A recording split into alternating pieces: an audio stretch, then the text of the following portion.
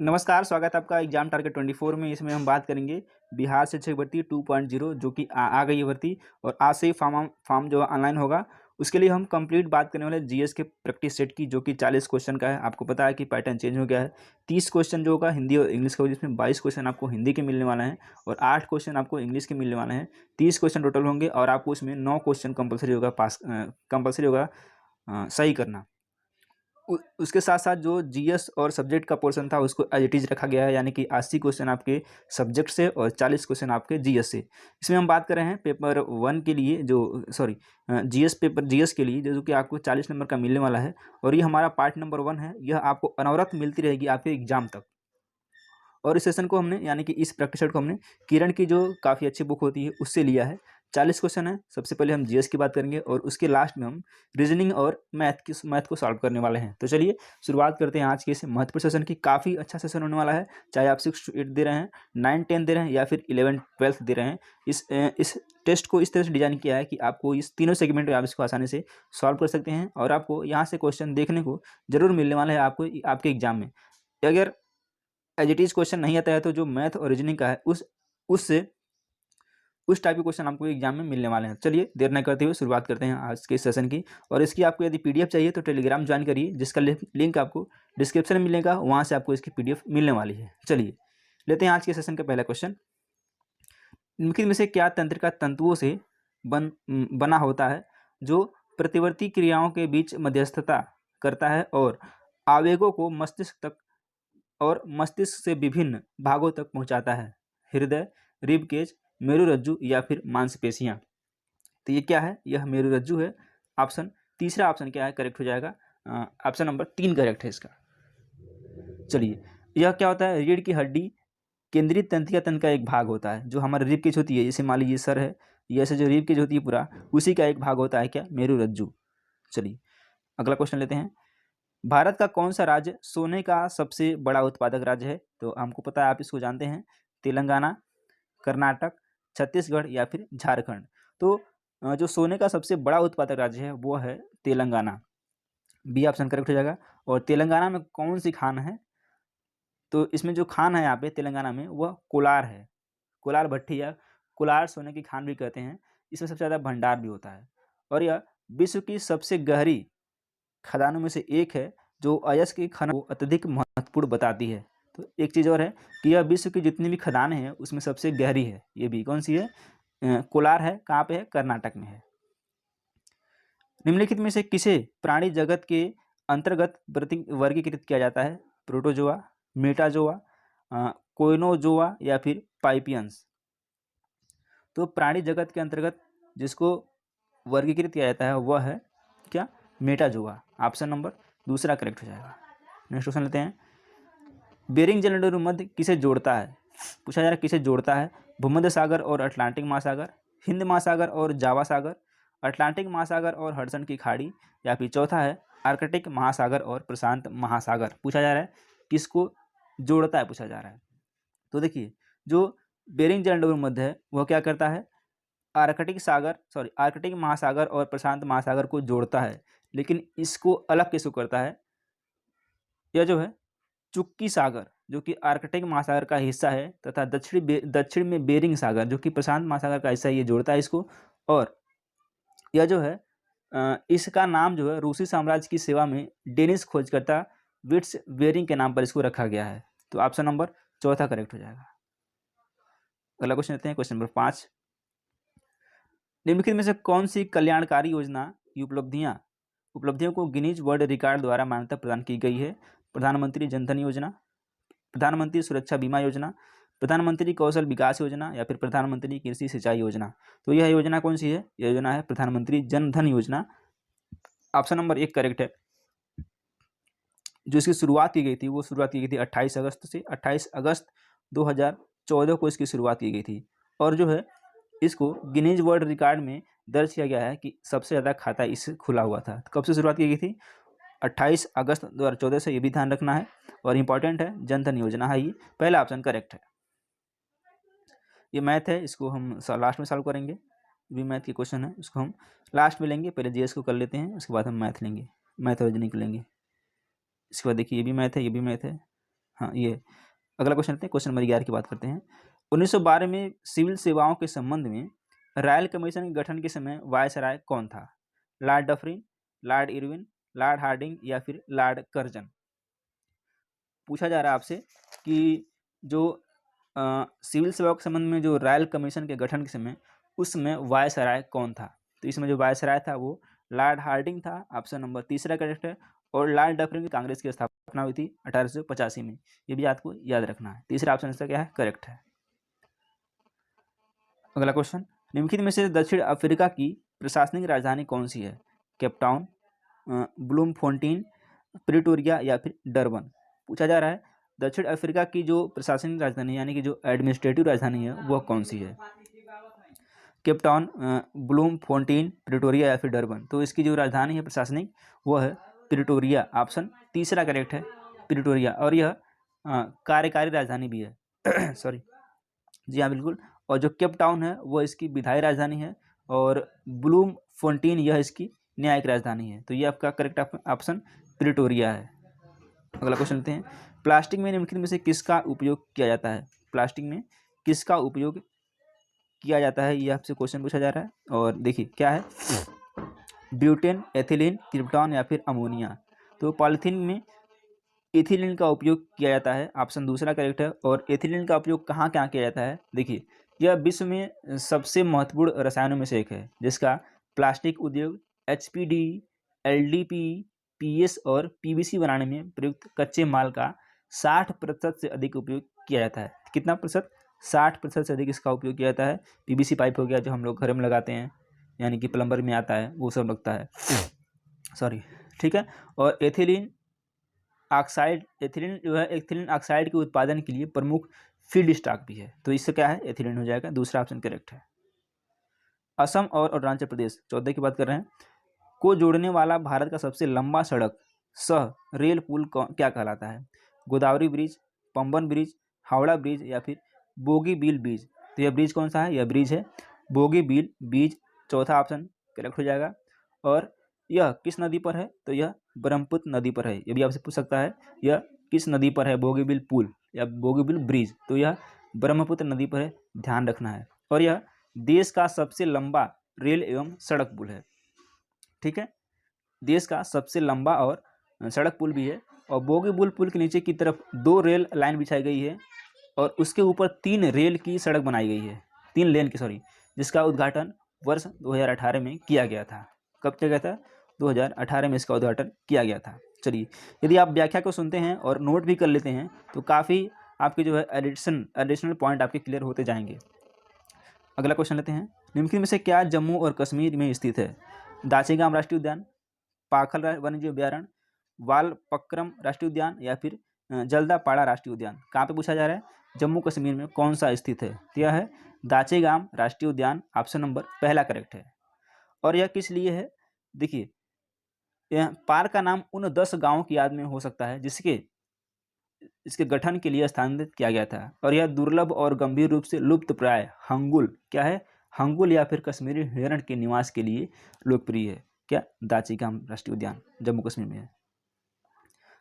अगला क्वेश्चन आते हैं, बिग बैंग थ्योरी किसके द्वारा प्रतिपादित किया गया था? तो ये आप बचपन से पढ़ते आ रहे हैं, जॉर्ज लेमेटेयर, अल बिरूनी, थॉमस गोल्ड या फिर डॉक्टर एरन संदेश? तो यह जॉर्ज लेमेटेयर द्वारा प्रतिपादित किया गया था theory, big bang theory, option number पहला करेक्ट है। अगला क्वेश्चन लेते हैं, निम्नलिखित में से कौन प्रख्यात व्यक्ति बारदोली से संबंधित है? सरदार वल्लभ भाई पटेल, अरविंद घोष, महावीर या फिर गुरु नानक? तो अरविंद घोष का भी संबंध नहीं है, महावीर का भी संबंध नहीं है, गुरु नानक का भी संबंध नहीं है। तो जो बारदौली सत्याग्रह हुआ था उसका संबंध किन से है? सरदार वल्लभ भाई पटेल जी से है, ऑप्शन नंबर पहला करेक्ट है। और यह जो सत्याग्रह हुआ था वो कब हुआ था? 1928 में हुआ था। कब हुआ था? 1928 में हुआ था बारदौली सत्याग्रह, याद रखिएगा। ये भी आपसे पूछा जा सकता है कि बारदौली सत्याग्रह कब हुआ था। और इस आंदोलन में व्यापक रूप से महिलाओं ने सक्रिय रूप से भाग लिया था और इन महिलाओं ने ही सर्वप्रथम पटेल जी को सरदार पटेल की उपनाम से दिया था, यानी कि पटेल उपनाम इनको दिया था, सॉरी सरदार, ठीक है, बिल्कुल सही बात है। और महात्मा गांधी ने यंग इंडिया समाचार पत्र में अपने लेखन के माध्यम से इस आंदोलन का समर्थन किया था। किसमें? यंग इंडिया में। चलिए नेक्स्ट क्वेश्चन लेते हैं, ये रीजनिंग संबंधित क्वेश्चन है जिसको हम लोग बाद में सॉल्व करने वाले हैं। अगले क्वेश्चन पे आते हैं। चलिए देखिए, चार महानगरों है दिल्ली, मुंबई, कोलकाता। कौन सा है? दिल्ली, मुंबई, कोलकाता और चेन्नई शहर में आने वाले औसत घरेलू खर्च को ग्राफ में, ये मैथ का क्वेश्चन है, इसको आगे सॉल्व करेंगे हम। ये भी है, हाँ ठीक है। चलिए 23 क्वेश्चन लेते हैं। निम्नलिखित में से कौन से राज्य पाकिस्तान की सीमा से सटे हुए हैं? गुजरात, पंजाब, राजस्थान या फिर हरियाणा। कौन से राज्य पाकिस्तान की सीमा से सटे हुए हैं, क्वेश्चन है। तो देखिए, ये जो है ए यानी कि गुजरात भी है, गुजरात, पंजाब और राजस्थान, ये तीनों सटे हुए हैं। और जो है इसकी लंबाई कितनी है? 3223 किलोमीटर, 3333 है। और देखिए, केंद्र शासित 3 राज्य और एक केंद्र शासित प्रदेश जो है इसके साथ सीमा साझा करता है। तो कौन कौन सा है? आप एक ट्रिक याद करिएगा, पंगुल राज, पहले पंगु था, अब पंगुल राज हो गया है, पंगुल राज। पंजाब, गुजरात, लद्दाख, राजस्थान। कौन सा है? पंजाब, गुजरात, लद्दाख और राजस्थान। तो 4 राज्य इसकी सीमा बनाते हैं,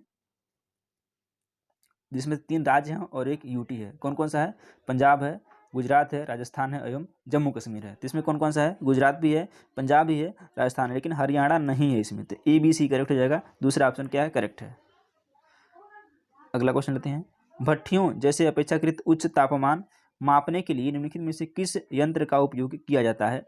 एमीटर, फ्लक्सीमीटर, पायरोमीटर या फिर बोलोमीटर। तो यह यूज किया जाता है पायरोमीटर का, ऑप्शन नंबर तीसरा करेक्ट हो जाएगा। चलिए अगला क्वेश्चन लेते हैं।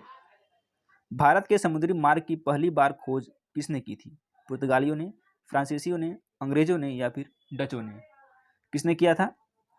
पहली बार खोज किया था किसने? बिल्कुल सही, पुर्तगाली, फ्रांसीसी, अंग्रेजी या फिर डच। ये किया था पुर्तगालियों ने, ऑप्शन नंबर 1 करेक्ट है।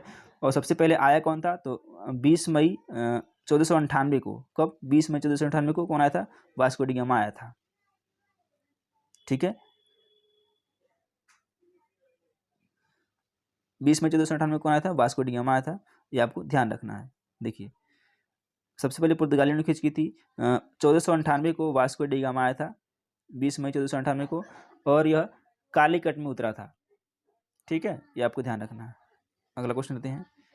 भारत के संविधान के लागू होने के समय, कब? भारत के संविधान के लागू होने के समय इसमें मूलतः कितने अनुच्छेद थे? 396, 392, 391 या फिर 395।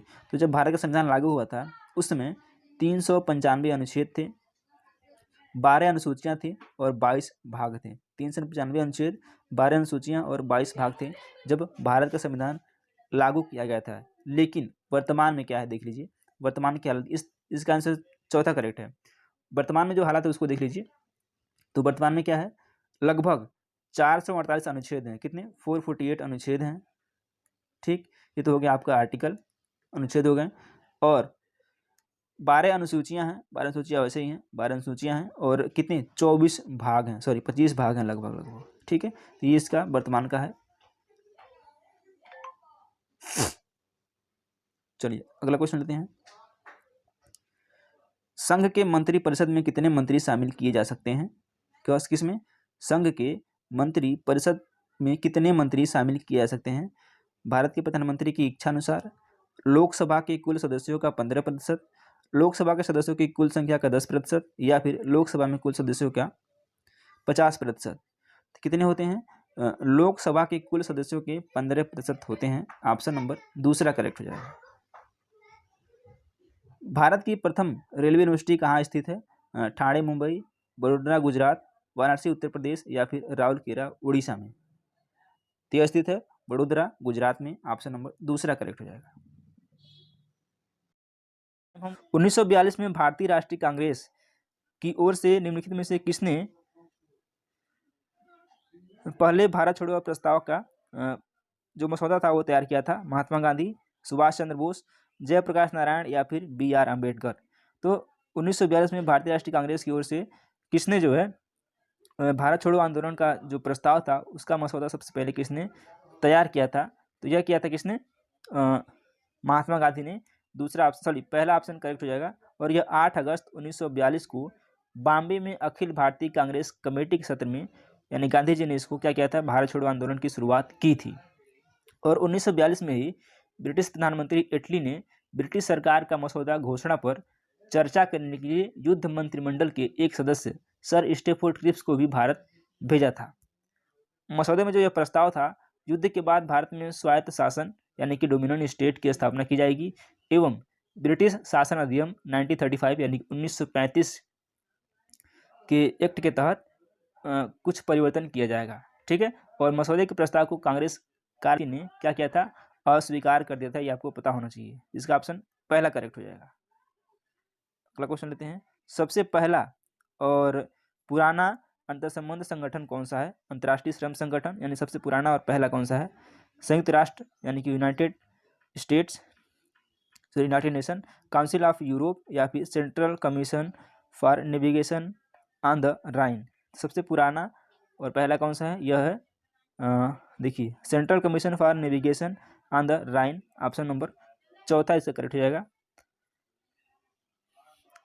भारत भगत सिंह और बटुकेश्वर दत्त ने किस केंद्रीय विधानसभा में स्मोक बम फेंका था जिसका विरोध कर रहे थे? ट्रेड डिस्प्यूट बिल यानी कि स्मोक बम उन्होंने फेंका था, वो किसका विरोध जताना चाहते थे? Trade dispute bill and public bill, Indian council act या फिर साइमन कमीशन। तो ये लोग विरोध कर रहे थे किसका? Trade dispute bill and public bill का। ऑप्शन नंबर पहला करेक्ट हो जाएगा। प्रतिरोध का एसआई मात्रा क्या है? आपको पता होगा भली बात, सीमेंस, मोह, ओम या फिर कुलम। प्रतिरोध का एसआई मात्रा क्या है? इसका जो है ओम है। तीसरा ऑप्शन क्या हो जाएगा? करेक्ट हो जाएगा।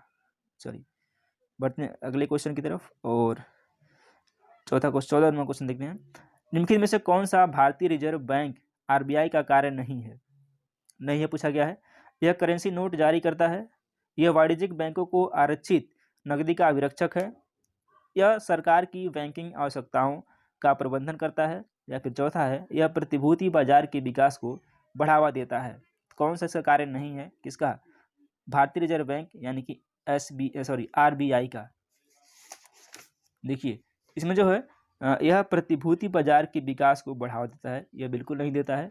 तो चौथा ऑप्शन क्या है? करेक्ट हो जाएगा। देश में जो करेंसी नोटों की छपाई पर जो अधिकार है वह रिजर्व बैंक का अधिकार है, और जो रिजर्व बैंक है यह अन्य वाणिज्यिक बैंकों के लिए वही कार्य करता है जो अन्य बैंक सामान्यतः अपने ग्राहक के लिए करते हैं। यानी कि क्या है, जो आरबीआई है वो बैंकों का बैंक है, ठीक है, वो पिताजी हैं। ये बात आपको शॉर्ट में समझ लेनी चाहिए। चलिए अगला प्रश्न लेते हैं। निम्नलिखित में से किस सेमी हाई स्पीड ट्रेन 18 के नाम से भी जाना जाता है? यानी किसे जो सेमी हाई स्पीड ट्रेन है उसको ट्रेन 18 के नाम से भी जाना जाता है? तो ऑफकोर्स राजधानी एक्सप्रेस, वंदे भारत एक्सप्रेस, महामना एक्सप्रेस या फिर वंदे भारत एक्सप्रेस। देखिए यहाँ ध्यान देना है, ये वंदे मातरम एक्सप्रेस है, जो कि यहाँ कन्फ्यूज नहीं होना है। जल्दबाजी में आपको गलत नहीं करना है कि वंदे मातरम एक्सप्रेस लाकर निकल दिए, ऐसा नहीं है। पूरे ऑप्शन को पढ़ना है, ध्यान से पढ़ना है। तो ये कौन सा है? वंदे भारत एक्सप्रेस है। चौथा ऑप्शन क्या है? करेक्ट हो जाएगा।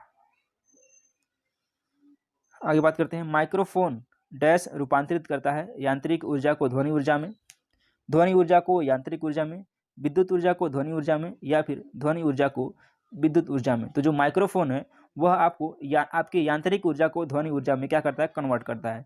जैसे वो यांत्रिक ऊर्जा उसमें होती है, आप जब कुछ भी बोलते हैं तो वह कन्वर्ट करके वह ध्वनि के रूप में प्रस्तुत करता है, वही है क्या? Microphone. That means option number 1 will be correct. Sorry ध्वनि ऊर्जा को विद्युत ऊर्जा में कन्वर्ट करता है ये, सॉरी माफी चाहेंगे हम। ये क्या है? ध्वनि ऊर्जा को विद्युत ऊर्जा में कन्वर्ट करता है। चौथा ऑप्शन करेक्ट होगा। देखिए यहाँ कंफ्यूज नहीं करना है, यांत्रिक ऊर्जा को, ये गलत है। क्या करता है? ध्वनि ऊर्जा को विद्युत ऊर्जा में वो क्या करता है? कन्वर्ट करता है। चलिए अगला क्वेश्चन लेते हैं। भारत में बचत बैंक खाते पर दी जाने वाली ब्याज दर किसके द्वारा निर्धारित होता है? किस पे? बैंक यानी बचत बैंक खाते पर दी जाने वाली जो ब्याज दर है वह किसके द्वारा निर्धारित होती है? आरबीआई, बैंक एसोसिएशन, वित्त मंत्रालय या फिर संबंधित बैंक। तो जब भी आप किसी भी बैंक में अपना खाता खुलवाते हैं तो जो उस पर ब्याज दर है, आप जिस बैंक में खाता खुलवा रहे हैं उस बैंक द्वारा यह तय किया जाता है कि आपको किस दर पे आपको ब्याज मिलने वाला है। ठीक है। और इस बचत बैंक खातों को प्रतिवर्ष 2.70 यानी कि 2.7 से 5.2% 5.25 है प्रतिशत का ब्याज दर भी दिया जा सकता है, लेकिन यह बैंक खाते में रखी गई राशि पर निर्भर करता है। तो आप समझ गए होंगे, चौथा ऑप्शन क्या है, करेक्ट हो जाएगा। हमारे शरीर में प्रोटीन की कमी से कौन सा रोग होता है?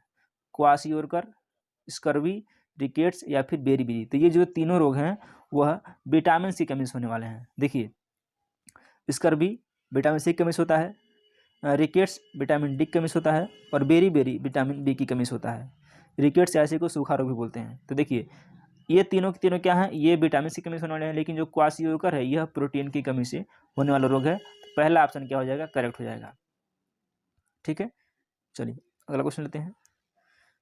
निम्नलिखित में से कौन सा तत्व कमरे के ताप पर द्रव्य होता है? सोडियम, क्रोमियम, टाइटेनियम या फिर पारा? ये आपको अच्छी तरह से पता है, क्या है, पारा है। पारा जिसे हम मरकरी बोलते हैं, और यह एकमात्र धातु है कमरे के तापमान पर द्रव अवस्था में रहता है। इसका जो क्वथनांक होता है -39 डिग्री सेल्सियस होता है।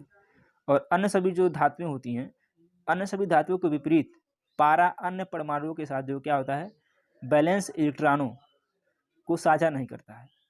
पारा के अंदर पाए जाने वाले अणु नाभिक में मजबूती से जुड़े होते हैं और वे इतनी तेजी से आगे बढ़ते हैं कि वे सापेक्ष प्रभाव प्रदर्शित करते रहते हैं। तो इस तरह से चौथा ऑप्शन क्या हो जाएगा, करेक्ट हो जाएगा। दिए गए विकल्प में उन संख्याओं का चयन करें जो निम्नलिखित श्रेणी, ये देखिए ये रीजनिंग का क्वेश्चन है, इसको हम लास्ट में डिस्कस करने वाले हैं। मैथ और रीजनिंग हम लास्ट में करेंगे। ठीक है, देखिए ये रीजनिंग है, इसको हम अंत में करने वाले हैं। ये देख लेते हैं जो क्वेश्चन है। चलिए, कुतुब मीनार के पास स्थित कौन सी मस्जिद के बारे में यह माना जाता है कि वह दिल्ली में बनने वाली पहली मस्जिद है? मस्जिद थी अमीना मस्जिद, शाही अताला मस्जिद, नाखुदा मस्जिद या फिर कुबत उल इस्लाम मस्जिद। कौन सी मस्जिद है? तो यह मस्जिद है कुबत उल इस्लाम मस्जिद।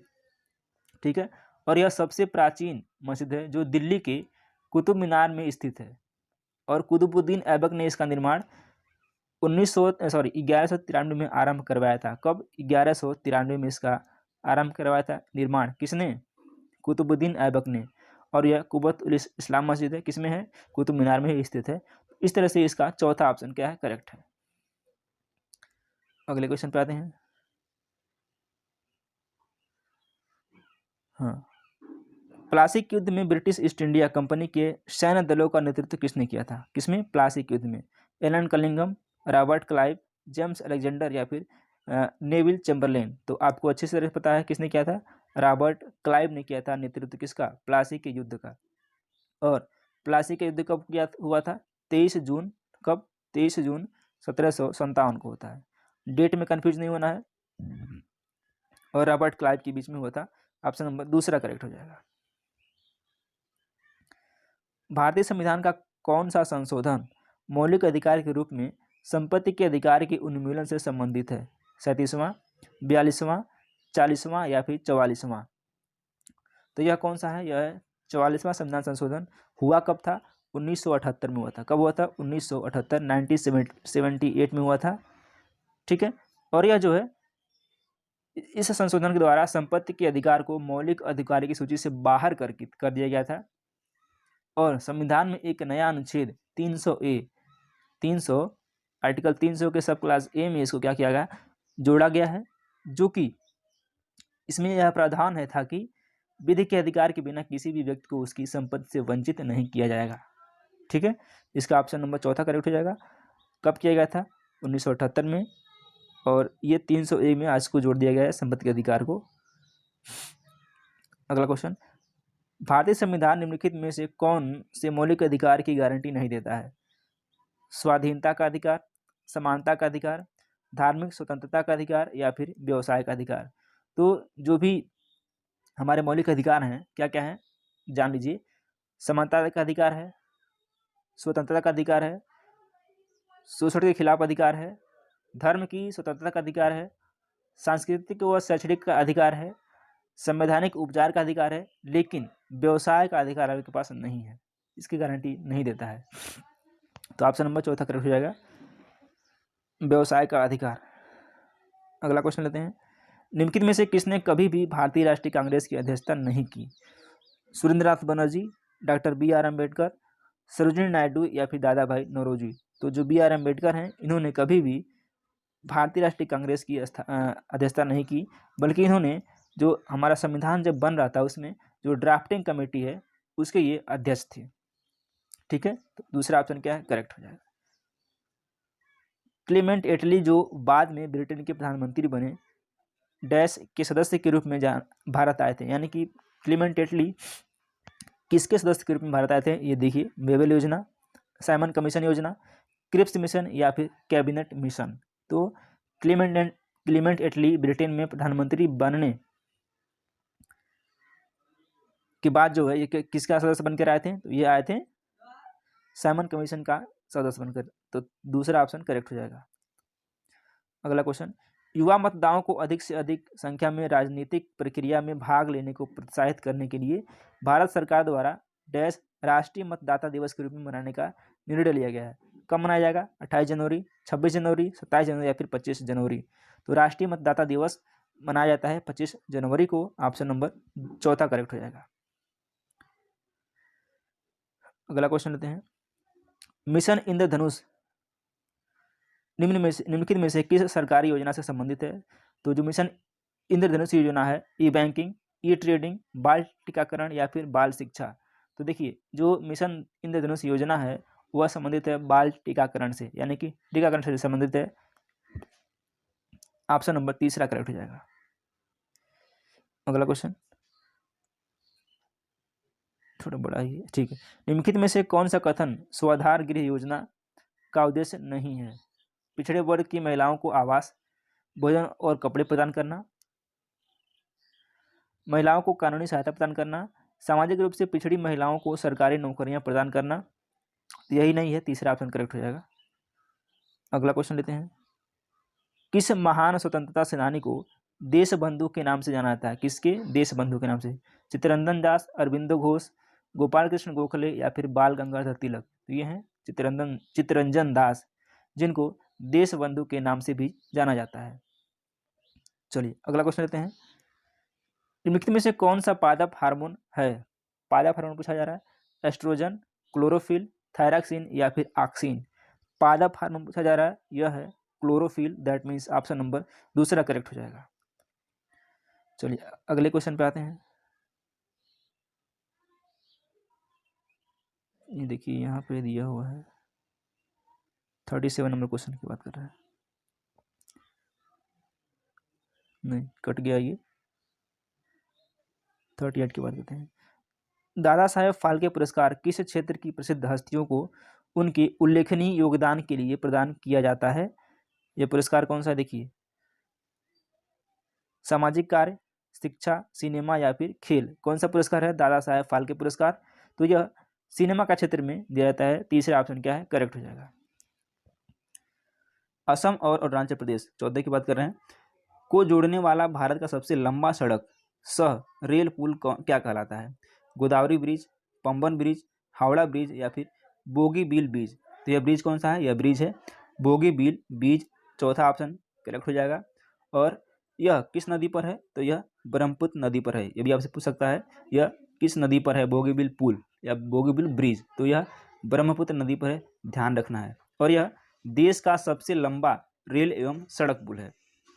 ठीक है, देश का सबसे लंबा और सड़क पुल भी है। और बोगीबील पुल के नीचे की तरफ 2 रेल लाइन बिछाई गई है और उसके ऊपर 3 रेल की सड़क बनाई गई है, 3 लेन की, सॉरी, जिसका उद्घाटन वर्ष 2018 में किया गया था। कब किया गया था?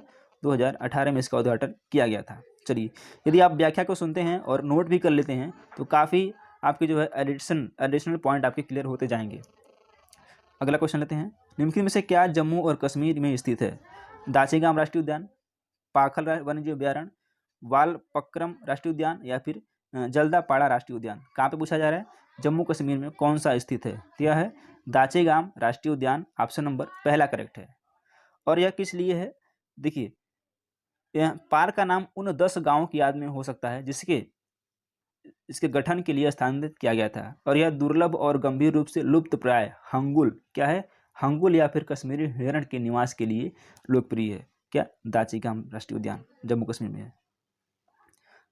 अगला क्वेश्चन आते हैं, बिग बैंग थ्योरी किसके द्वारा प्रतिपादित किया गया था? तो ये आप बचपन से पढ़ते आ रहे हैं, जॉर्ज लेमेटेयर, अल बिरूनी, थॉमस गोल्ड या फिर डॉक्टर एरन संदेश। तो यह जॉर्ज लेमेटेयर द्वारा प्रतिपादित किया गया था theory, big bang theory. Option number पहला करेक्ट है।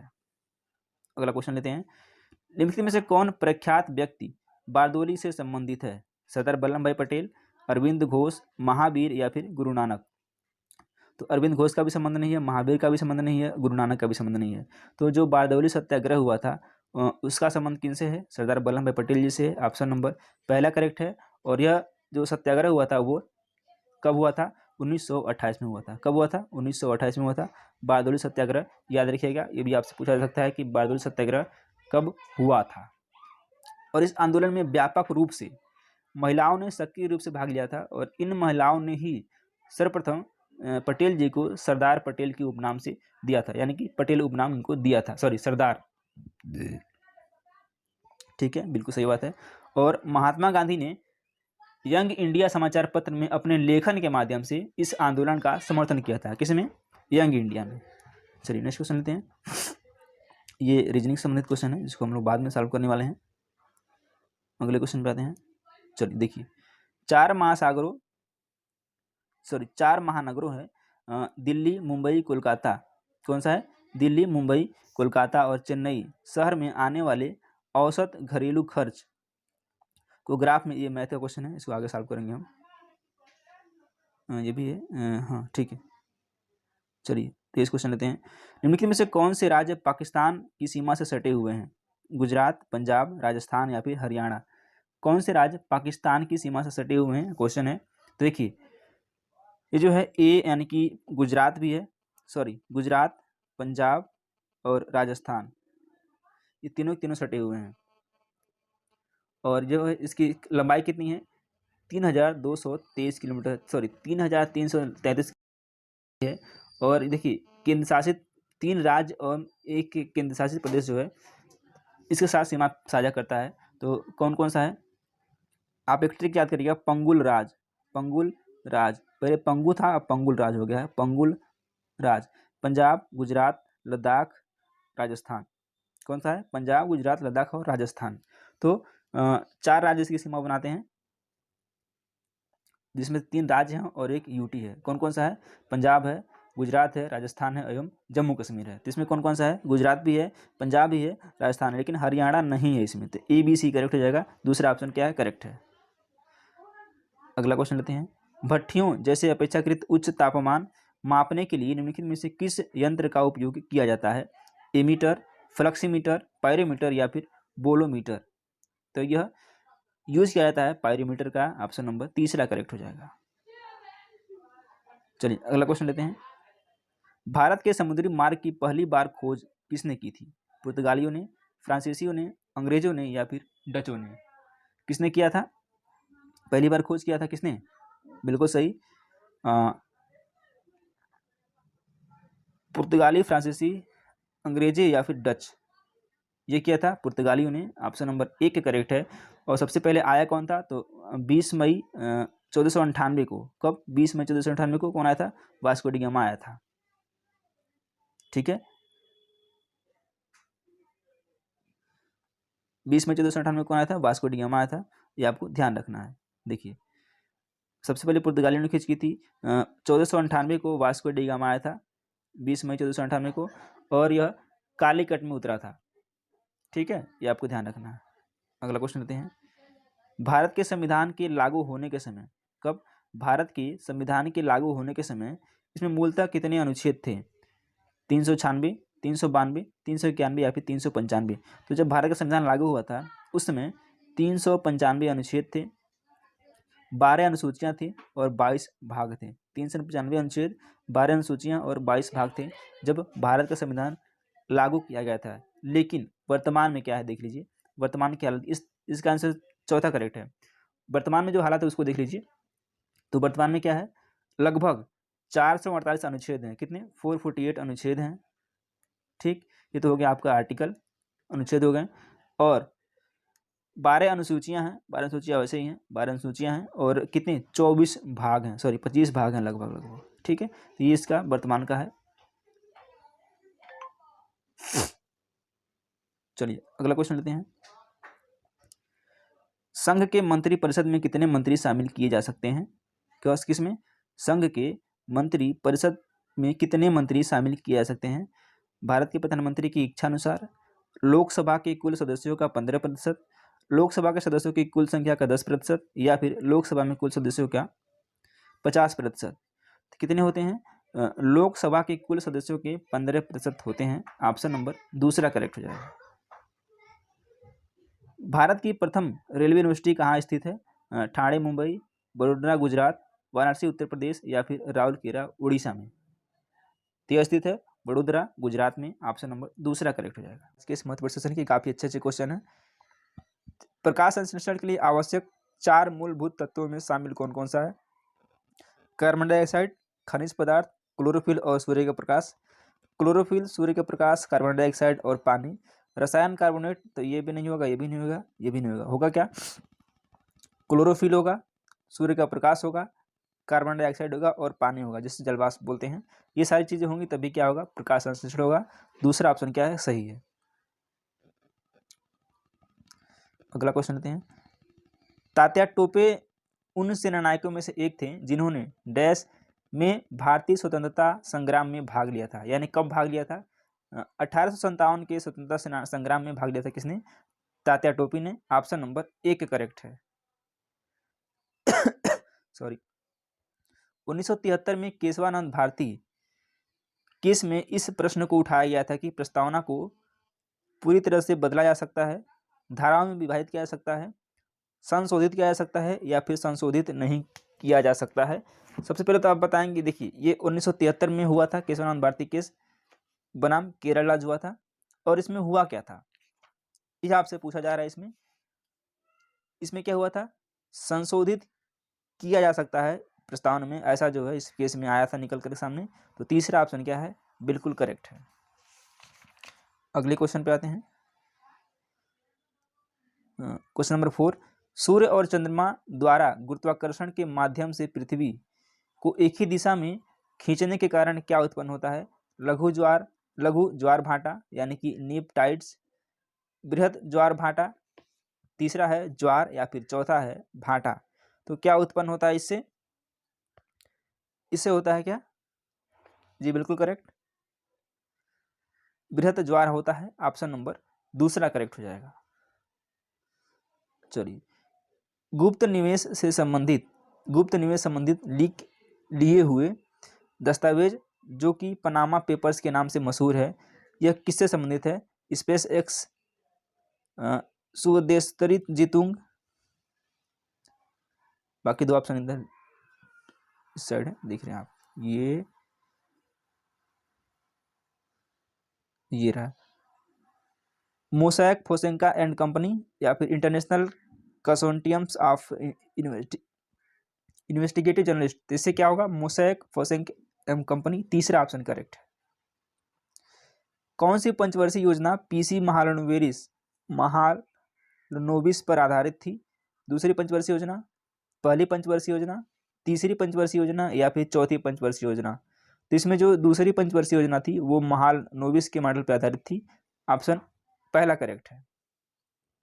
अहमदनगर की किसी रानी ने सम्राट अकबर के खिलाफ युद्ध लड़ा था? यानी कि अहमदनगर की कौन सी रानी थी जिन्होंने अकबर के खिलाफ युद्ध लड़ा था?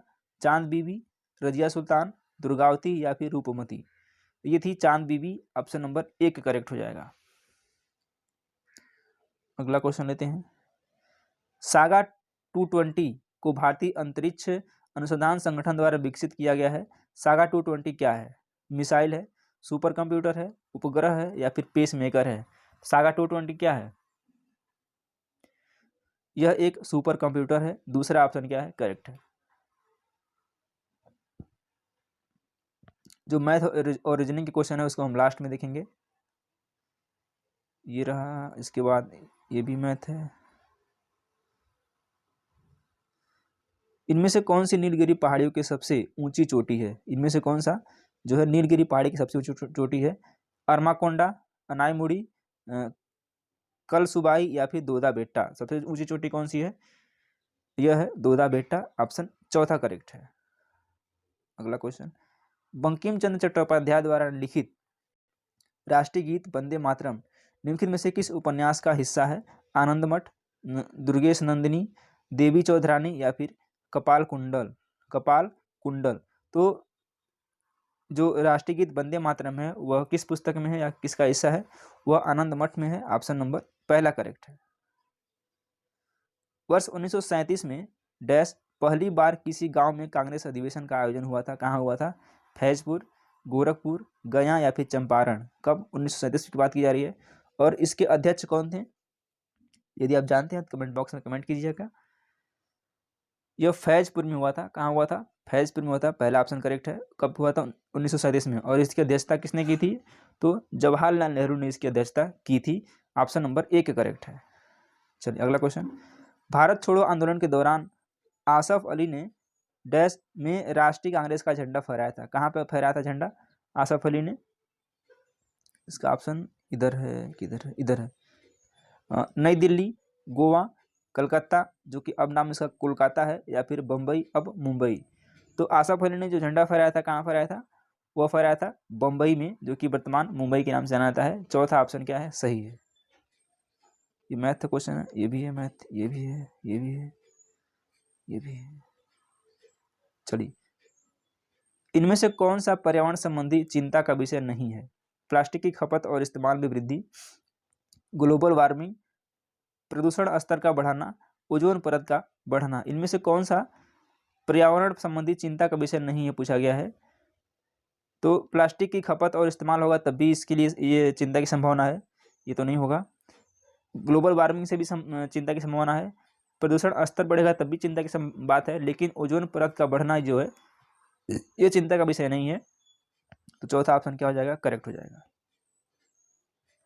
CSIR का पूर्ण रूप क्या है? CSIR का पूरा यानी कि फुल फॉर्म पूछा जा रहा है, क्या है? आइए देखते हैं।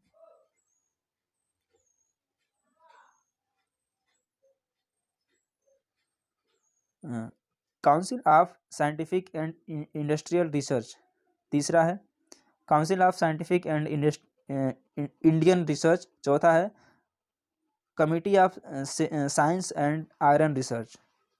इसका हो जाएगा council of scientific and industrial research, दूसरा ऑप्शन करेक्ट है। इसकी स्थापना कब हुई थी? 1942 में इसकी स्थापना हुई थी, ऑप्शन नंबर दूसरा करेक्ट है। एक ऐसी प्रजाति जो अपने निवास स्थान पर लंबे समय तक खोजे जाने के बाद भी नहीं पाई जा सकती, उसे क्या कहा जाता है? लुप्तप्राय, दुर्लभ, विलुप्त या फिर संकटग्रस्त? तो इस तरह की प्रजातियों को बोला जाता है लुप्तप्राय, ऑप्शन पहला करेक्ट है। चंद्रगुप्त प्रथम के बाद गुप्त साम्राज्य की बागडोर किसने संभाली? ब्रह्मगुप्त, श्रीगुप्त, समुद्रगुप्त या फिर शूद्रक? तो इसकी कमान जब संभाली थी किसने? समुद्रगुप्त ने संभाली थी, ऑप्शन नंबर 3 करेक्ट है। और इसका जो शासनकाल था कब से कब तक था? 335 से 380 ईस्वी तक था। किसका? समुद्रगुप्त का कार्यकाल। तीसरा ऑप्शन इसका करेक्ट है। माँ के गर्भ में बच्चा डैश के माध्यम से अपना पोषण प्राप्त करता है, यानी कि जब बच्चा माँ के गर्भ में होता है, हम सभी होते ही थे, तो उस समय जो बच्चे होते हैं वो जो भोजन अपना लेते हैं वो किसके माध्यम से लेते हैं? गर्भाशय के माध्यम से, हार्मोन्स, बीजांडसन या फिर गर्भनली के माध्यम से? तो जब बच्चे जब भी गर्भाशय में होते हैं तो जो अपना भोजन लेते हैं वो लेते हैं बीजांडसन के माध्यम से, जिसको हम प्लेसेंटा बोलते हैं। प्लेसेंटा ऑप्शन नंबर तीसरा करेक्ट है इसका। प्लेसेंटा याद रखिएगा, आसानी से याद हो जाएगा। अगला क्वेश्चन, मध्य प्रदेश में भगवान बुद्ध के सम्मान में सम्राट अशोक द्वारा बनवाया गया बौद्ध स्मारक है? सांची स्तूप, धामक स्तूप, बावी कोंडा स्तूप, महाबोधि स्तूप? क्या है यह है सांची स्तूप, काफी फेमस है, पहला ऑप्शन करेक्ट है। भारत का सबसे बड़ा नाभिकीय शक्ति केंद्र डैश स्थित है? महाबलेश्वर, तारापुर, औरंगाबाद या फिर पंचगनी? किसका पूछ रहा है? भारत का पूछ रहा है। सबसे बड़ा नाभिकीय शक्ति केंद्र यह स्थित है कहाँ पे? तारापुर। तारापुर कहाँ है? महाराष्ट्र में, MH तारापुर महाराष्ट्र में। नीला थोथा का रासायनिक नाम क्या है? Aluminium, potassium nitrate, copper sulphate या फिर आर्गन। नीला थोथा का रासायनिक नाम पूछा जा रहा है, तो इसका रासायनिक नाम क्या है? कॉपर सल्फेट, और इसी को क्या बोलते हैं? ब्लू विट्रियल बोलते हैं। ठीक है, अगला क्वेश्चन लेते हैं। ध्वनि की तीव्रता को मापने के लिए निम्नलिखित में से किस मात्रक का उपयोग किया जाता है? डेसिबल, पास्कल, क्यूरी या फिर जूल। तो इसको नापा जाता है किसमें? डेसिबल में, ध्वनि की तीव्रता को। नेक्स्ट क्वेश्चन,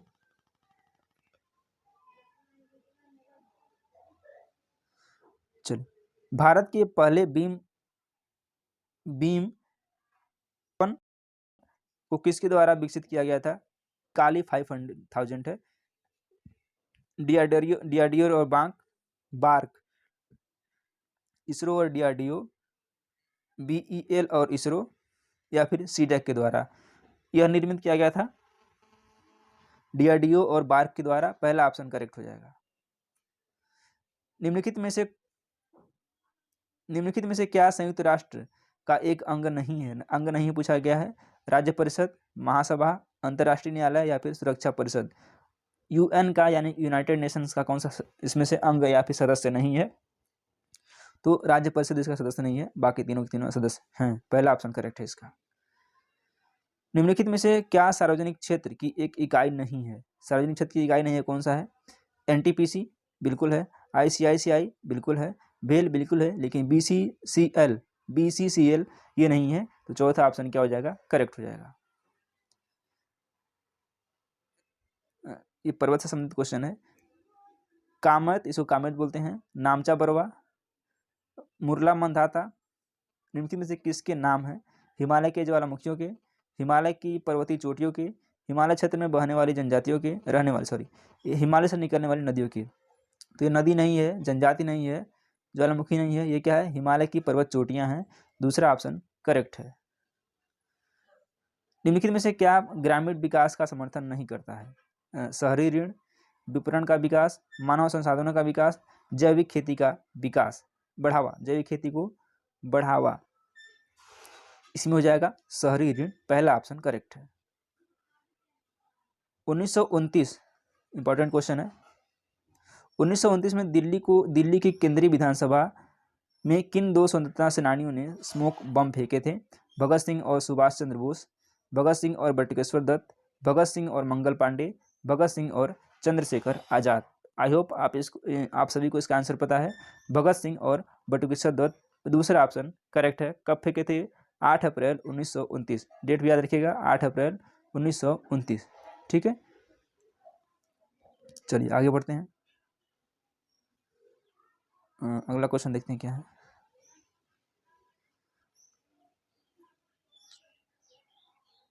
चौबीसवें जैन तीर्थंकर का नाम क्या था? गोमतेश्वर, ऋषभ, महावीर या फिर पारसनाथ। ये कौन है? ये महावीर हैं। ऑप्शन नंबर तीसरा करेक्ट है। जन्म कब हुआ था? 599 ईसा पूर्व। विश्व का पहला आधिकारिक एयरमेल फरवरी 1911 में डैश से भेजा गया था। कहाँ पर? इलाहाबाद नैनी, आंध्र प्रदेश दिल्ली, इलाहाबाद आगरा या फिर हैदराबाद तिरुपति। यह भेजा गया था इलाहाबाद के नैनी में, पहला ऑप्शन करेक्ट है। चलिए इस सेशन को यहीं तक रखते हैं और उम्मीद करते हैं पसंद आएगा। पसंद वीडियो को लाइक करें और चैनल को सब्सक्राइब करें। अभी आपको 10 मिनट बाद इसकी पीडीएफ मिल जाएगी। बहुत बहुत धन्यवाद।